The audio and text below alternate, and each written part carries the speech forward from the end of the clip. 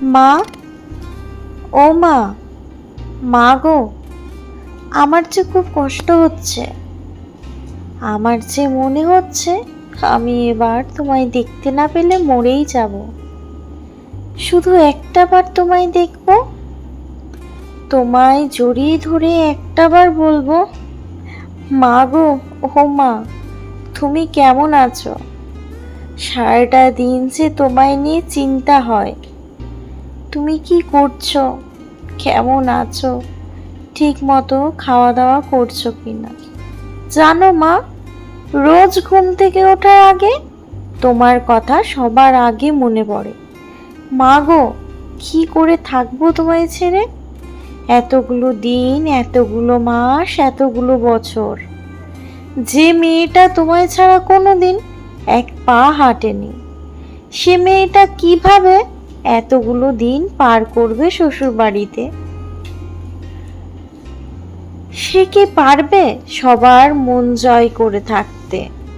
সে কি পারবে সবাইকে ভালো রাখতে, সবাইকে নিয়ে একসাথে চলতে, ঠিক যেমনটা তুমি পারো? মা গো, খুব ভয় করছে। আমি কি পারবো তোমার মতো করে সংসার করতে?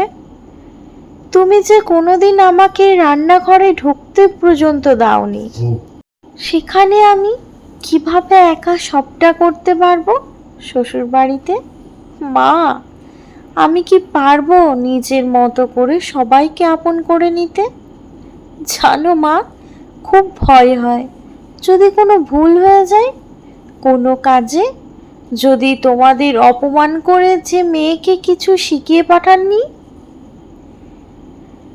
তাই জানো মা, আমি সবটা আস্তে আস্তে মানিয়ে নিতে শিখেছি। কষ্ট হলেও আমি সবটা মুখ বন্ধ করে থাকি, কারণ আমি তোমার শিক্ষায় বড় হয়েছি।